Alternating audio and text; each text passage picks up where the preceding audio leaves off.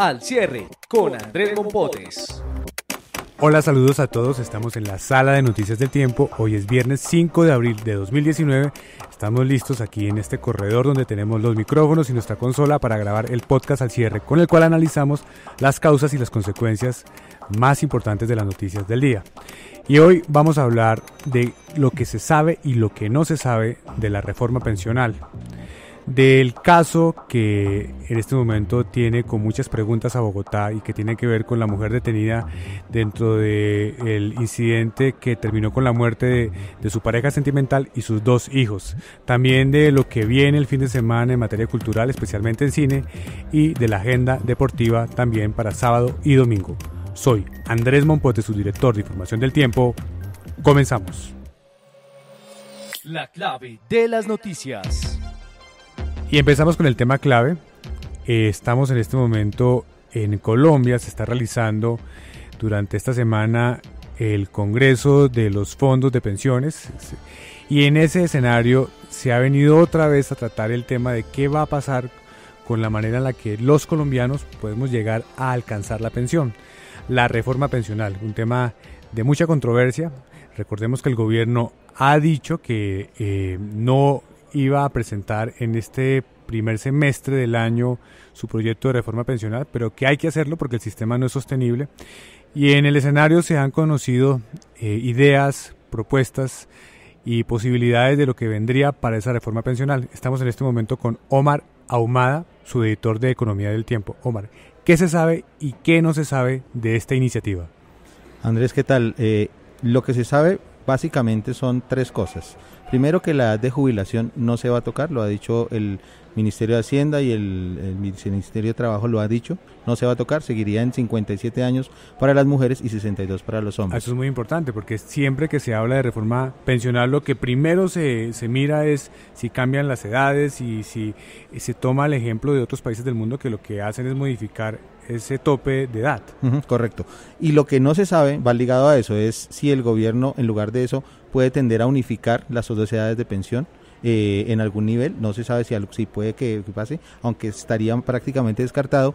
Y lo que no se sabe es si las porcentajes de cotización y de aporte de los trabajadores puedan sufrir alguna variación en el futuro, tanto en monto como porcentaje del salario o en las semanas necesarias para alcanzar la pensión. ¿Y se sabe cuándo llega al Congreso la reforma? Se anunció hoy por parte del Ministerio de Hacienda que el texto se conocerá a final de año. Ya están trabajando en unas mesas y se van a trabajar en esas mesas hasta el tercer trimestre, y la idea del gobierno es presentarla en el último trimestre o por lo menos divulgarla, pero en la práctica lo que pasaría es que la den a conocer y empiece su trámite legislativo en el 2020, porque siempre a final de año no es mucho lo que se puede avanzar en materia legislativa, o podrían darse los primeros debates, pero no estaría totalmente aprobada por el Congreso. Es decir, se conoce un anuncio del ministro, pero eso no es garantía de que al final del año se vaya a presentar. De hecho, también el gobierno había dicho que probablemente la presentaba en el año 2020. Correcto. Es probable que eso ocurra, tocará esperar qué pasa, pero lo que sí dijo el ministro de Hacienda en el Congreso de Asofondos es que el gobierno en esos trabajos que está haciendo trabaja en 4 líneas. La primera es que tiene que impulsar mucho el régimen de pensiones voluntarias, y se han hablado propuestas como de que ese ahorro, que son 21 billones de pesos, sirva para que las personas puedan emprender proyectos. Normalmente la pensión de uno, si es voluntaria, está ya guardada para cuando uno me pensiona en 30 o 40 años, y mientras tanto no tiene mayor rentabilidad sino la que recibe cada año. Pero lo que busca el gobierno es que, por ejemplo, sirva como garantía de créditos para hacer emprendimientos, para empezar a dinamizar la economía de estas personas que están cotizando. Yo le pregunto sobre eso. Entonces, yo tengo un monto de ahorro voluntario en un fondo de pensiones, lo utilizo como garantía para pedir un crédito para montar una empresa. Si me va mal en esa empresa, si no puedo cumplir con ese crédito, ¿el banco puede acudir a eso que tengo ahorrado para suplir esa deuda? A eso sí se podría, porque esos recursos no son inembargables. La que es inembargable es la pensión obligatoria. Esos son recursos de ahorro que podrían hacer como en una cuenta de ahorro normal o en un CDT normal, que rentan y que pueden tener un servicio productivo para la economía. Eso se sabe con certeza, que se está trabajando. Esa es una idea, y la superintendencia le dijo a los fondos de pensiones: ustedes sean creativos, planteen alternativas para que estos recursos dinamicen más, porque resulta que el régimen voluntario es más inflexible que el obligatorio. que sí se puede invertir en acciones, obviamente a través de unas figuras distintas. Otra idea de la cual también se sepa con certeza. Lo segundo es que el gobierno quiere trabajar sobre la línea de eliminar la posibilidad de que la gente tenga más de una pensión, que tenga 2 pensiones, una sola persona. La idea es que van a trabajar en esa línea, no dijeron cómo, pero sí la idea Omar, ¿y es quiénes en Colombia tienen hoy 2 pensiones? Hay algunos regímenes especiales, algunos docentes y algunos militares y esas cosas, pero hay que mirar, hay otros regímenes de cajas de servicios y ese tipo de cosas. Pero sería hacia adelante, porque pero, ellos claro, ya no perderían los derechos adquiridos. Claro, los derechos adquiridos siempre en cualquier reforma, al que lo tenga ganado, no se le puede respetar. Lo otro es que también buscan atacar el tema del reconocimiento irregular de mesadas. Hay mucha trampa, mucha gente que garantiza o dice que cotizó tantas semanas y no lo hizo. Todas esas irregularidades de corrupción que en realidad hay sobre esas pensiones las van a atacar. Y el tercero es algo que le interesa a la gente de más bajos ingresos y son los beneficios económicos periódicos. La idea del gobierno es dinamizar eso mucho más para que la gente sí pueda tener por lo menos algún ingreso inferior al salario de pensión, pero que ahorre en un futuro y que se impulse en eso, pero también el gobierno le está mirando la manera de cómo se le da la vuelta a la inequidad que hay en esas pensiones, porque hoy en día el gobierno más o menos de lo que subsidia en pensiones, el 50% se va a las personas de más altos ingresos y solo el 4% a los que tienen el perfil o el quintil de ingresos más bajo. Entonces el gobierno lo que busca es, oiga, es que el 80% de los adultos mayores no se están pensionando, preocupémonos no solo por el 20%, sino por el 80% que hoy en día no está alcanzando y cuya tendencia suele aumentar porque la gente está envejeciendo. Colombia está envejeciendo y si no hay estas coberturas, si la gente no tiene una conciencia de ahorro, que desde temprano yo cotice lo que es para que cuando tenga 60 años tenga lo que necesito, es parte de todo ese ejercicio que está haciendo pedagógico el gobierno. Bueno, lo que es claro es que la discusión apenas empieza y el tema será muy importante, ya sea al final de este año o a comienzos del próximo. Omar, muchas gracias. Con mucho gusto. Lo más leído en eltiempo.com. Y continuamos con la noticia más leída del día. Es un caso judicial. Tiene que ver con la historia de Gloria Aide Huertas Riaño, una mujer que está detenida en este momento y que Bogotá y el país conocieron hace unos días cuando en su apartamento aparecieron muertos sus 2 hijos y además también murió asesinado su compañero sentimental, un miembro de la policía. Y finalmente ahora, luego de que las versiones fueron desde la posibilidad de que ella estuviera en medio de una riña o ella hubiera sido atacada incluso por una de las víctimas, por el señor que falleció, ahora las autoridades creen que ella sería la responsable de este crimen. Estamos con Yolanda Gómez, editora de la sección de Bogotá. Yolanda, ¿por qué las autoridades están diciendo esto? No, todavía no sabemos. La verdad es que el misterio todavía está por develarse. Desde ayer jueves, desde el jueves la capturaron. Ella estaba en la clínica de La Paz. Esa mañana llegó a Palo Quemado y nuestro periodista logró hacer imágenes y video de su entrada allá, pero no ha habido sala para comenzar la audiencia pública. Lo que pasa es que esta historia está rodeada de misterio, además por lo dramático de lo que ocurrió el 24 de marzo, domingo, a las 8:30 de la mañana. Pues la escena era un apartamento en el 5º piso de un edificio en la zona de Puente Aranda, con el cuerpo del policía de Carabineros, que llevaba más de 13 años de servicio de la policía, y los dos niños de 7 y 10 años de edad. La primera versión que nos entregaron en ese momento es que esta señora, que hoy se conoce que se llama Aide, estaba en el ascensor empapada en sangre y también con muchas heridas. Y fue un misterio porque en principio las autoridades, y de hecho hasta hoy no han dicho oficialmente qué pasó en ese apartamento. No se tejieron ni siquiera hipótesis. ¿Heridas de qué tipo, Yolanda? Puñal, heridas de puñal. Todos fueron heridas de puñal, lo mismo que los niños y el policía. Entonces lo que estamos esperando es que en las próximas horas, cuando la audiencia se inicie finalmente y esta señora comparezca, lo que sí está confirmado es que la llevan allí por homicidio agravado, se conozcan las circunstancias de qué pasó en el apartamento 510 ese 24 de marzo. Porque es todo un misterio de qué pasó. La Fiscalía tendrá que destapar pruebas para haber llevado a esta señora, después de semejante situación, a una audiencia con esos cargos. Hay una cosa que es cierta y es que la Fiscalía logró que un juez de garantías le autorizara la orden de captura. Entonces eso ya es un indicio de que ahí hay algo grave. Usted sabe que las audiencias, cuando se captura a una persona, tienen 3 momentos. En el de legalización de captura, donde la fiscal hace un recuento pormenorizado de los hechos. Entonces ahí en ese primer momento vamos a conocer qué pasó en ese apartamento. Y si se legaliza la captura, luego viene un segundo momento dentro de esa audiencia, que es cuando la fiscalía le imputa el cargo de homicidio y en su relato justifica cuáles son las razones y las evidencias y los indicios que tiene para imputarle ese cargo. El juez decide si los acepta o no. Y hay un tercer momento, que es la medida de aseguramiento, que seguramente va a ser de detención en cárcel. Eso es una audiencia larga. No había empezado hasta las 3:30, pero se espera que se desarrolle a lo largo de todo viernes y de pronto parte de la madrugada del sábado. Pero lo cierto es que la fiscalía logró que le dieran una orden de captura por homicidio agravado, y ahí debe haber una historia bastante truculenta que le costó la vida a estos 2 niños y a este señor policía. Estaremos muy pendientes entonces, Yolanda, de todo el cubrimiento en eltiempo.com. Sí, estamos atentos. Yolanda, muchas gracias. Gracias. Degeneradas. Por fin hablamos nosotras. Escucha también los viernes Degeneradas, debates con enfoque de género. La cifra del día. Y en la cifra del día no les tenemos una cifra económica, ya comenzamos el podcast con un tema económico.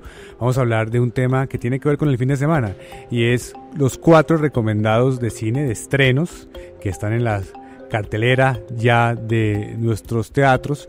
Y para hablar de ellos estamos con Sofía Gómez, especialista de cine en la sección de Cultura del Tiempo. Sofía, ¿cuáles son esos recomendados? Hola Andrés, buenas tardes. Sí, para que se programen este fin de semana llegó Shazam, que es uno de los superhéroes llamados a subirle la taquilla a DC Comics. Vamos a ver cómo le va esta vez. Shazam, y ese era como el Capitán Maravilla o el Marvel. El mismo Capitán Maravilla y Capitán Marvel, que duró muchísimos años en pleito precisamente por el nombre, hasta que decidieron cambiárselo y solucionarlo como en el 2011. Entonces se quedaron con Shazam, que era la palabra mágica que pronunciaba para convertirse en superhéroe. Y este Shazam, para contar a la gente, es muy particular porque no es una película tradicional de superhéroes, sino que está muy basada como en el humor, Total. Muy particular. Mucha gente está relacionando a Shazam con Deadpool, porque lo están viendo como el superhéroe irreverente, divertido, y pues puede ser, porque DC Comics se ha metido como en ese halo oscuro, acartonado, un poco serio. Entonces, chévere también que se diviertan un poco, ¿no? Con sus superhéroes. La primera recomendación para quienes gusten de este tipo de cine es Shazam en las salas. A quienes les guste el terror, nueva versión de Cementerio Maldito, muy buena película. Regresa el clásico de los zombies o de estos seres que van saliendo de las tumbas y que terminan por... ¿Es también en un pueblo? La primera versión era en un pueblo. Es muy parecido, da unos giros, no vamos a contarles cuáles, la historia no termina igual para los que se vieron la primera Cementerio Maldito, pero sí respeta mucho como la esencia de la historia de ese cementerio indígena en el que se enterraban animales y revivían. Entonces vale la pena verla. Muy bien lograda esta historia, basada en el libro de Stephen King, que es un clásico del terror. ¿Y el tercer recomendado? El tercer recomendado, película colombiana del director Rubén Mendoza, que se llama Niña Errante, que nos tiene acostumbrados a hacer esos retratos crudos de la realidad, y esta película no es la excepción, porque son 4 hermanas que tienen que emprender un viaje, literalmente van de Cali hacia la costa, porque su padre ha fallecido y la hermanita menor ha quedado completamente huérfana. Van a llevarla donde una tía, y en ese viaje empiezan a descubrir no solo el tema emocional de ser hermanas, sino también lo duro que es ser mujer en este país y andar unas mujeres solas, la tragedia, el machismo, el abuso, es el una maltrato. Reflexión sobre la sociedad colombiana. Muy interesante, además vista con una sensibilidad muy importante y muy interesante de parte de Rubén Mendoza, ¿no? Porque es un descubrimiento también del universo femenino. Vale. ¿Y la cuarta película? Y la cuarta película, que es suspenso, se llama Obsesión, y estaba basada en la historia de qué haría usted si viene su expareja y le propone que cometa un asesinato. Eso es básicamente... Ah, qué bonita propuesta. Exactamente, y a partir de ahí, ¿qué hace si le va a pagar $10 millones por matar a una persona? Esa es básicamente como la historia de la que gira alrededor esta película que se llama Obsesión. Bueno, muy interesante, una gran oferta. Estaremos pendientes a ver cómo nos divertimos en cine este fin de semana. Así es, muchas gracias. Sofía, gracias. Escucha Contraataque, con toda la actualidad del fútbol de Colombia y el mundo.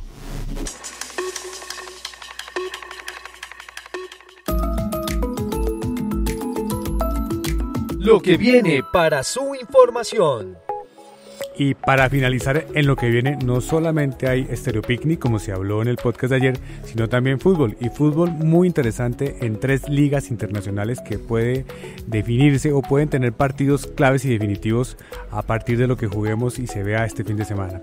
Estamos con José Orlando Asensio, su editor de Deportes del Tiempo. José Orlando, ¿cuáles son esas 3 ligas que este fin de semana tienen esos partidos claves? ¿Qué tal, Andrés? ¿Cómo vamos? ¿Por dónde quiere empezar? ¿Por España, por Italia o por Alemania? Arranquemos con la española. Española. Barcelona Atlético de Madrid, mañana a la 1:45 de la tarde. La diferencia de puntos entre el Barcelona y el Atlético es de 8.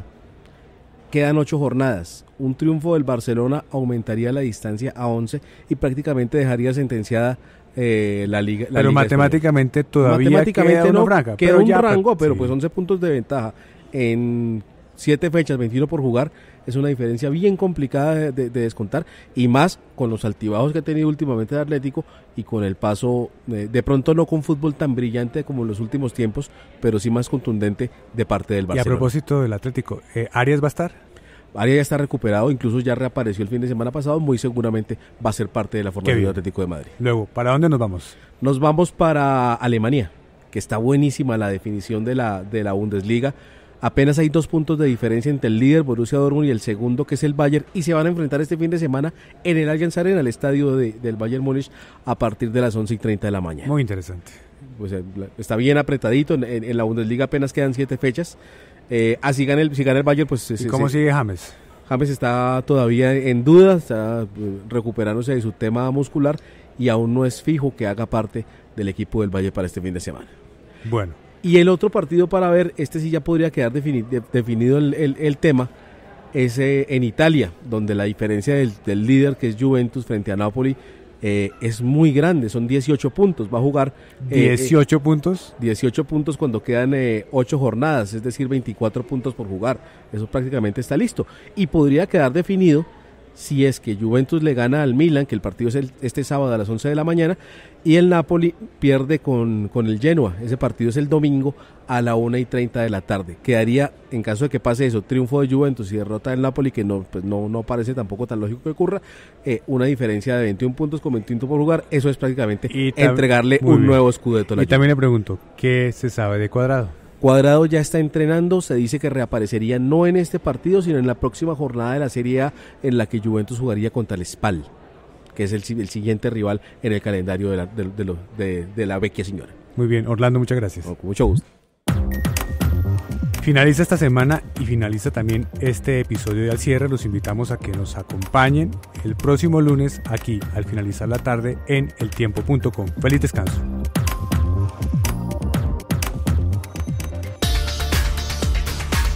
Escucha los podcasts del Tiempo también en Spotify.